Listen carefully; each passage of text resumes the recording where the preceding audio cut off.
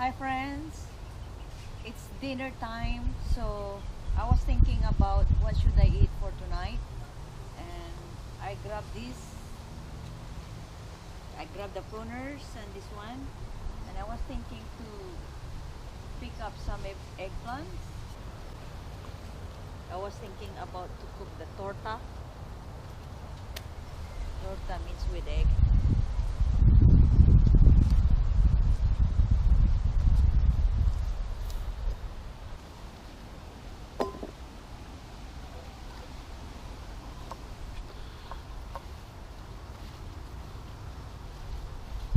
There's a lot growing over here. I think 3 eggplants is enough for me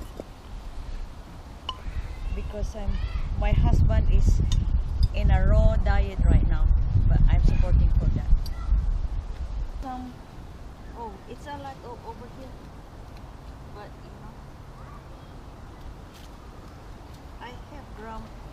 I have grabbed 1 or 2 tomato.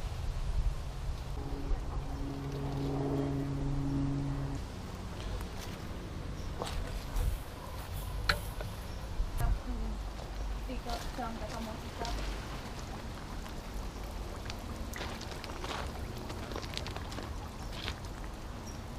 It's a nice feeling if you plant it and then harvest it. This is kamote tops that I shared with you before, and now it's time to harvest. It's very healthy, look. And tomorrow, my coworker ordered the kamote tops.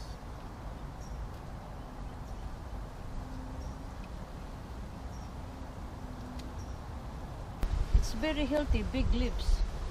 It's very healthy. You could tell because this one is very fat.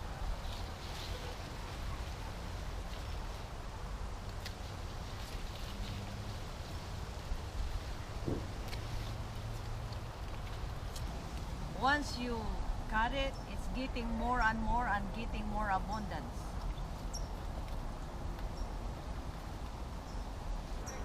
And then I'm gonna get my dessert. So it is complete.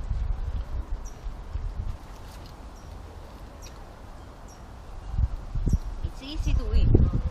Doing like this, like lanzones. Then I have this cream in my teeth.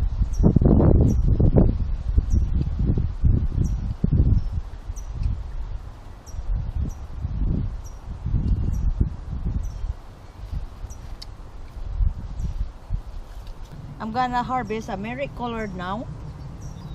I planted this one from the seedling that grow by the aronia berry over there. And I planted in the Hogel culture. If you notice this one, it was in the Hogel culture.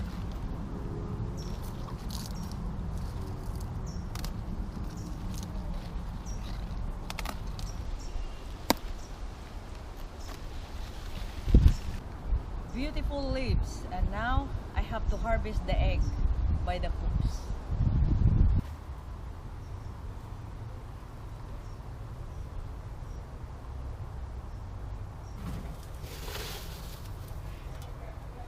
Vlog is gonna be mad to me. This is my harvest for tonight. Now I'm gonna cook for dinner. And thank you everyone for watching. And happy 4th of July. Thank you.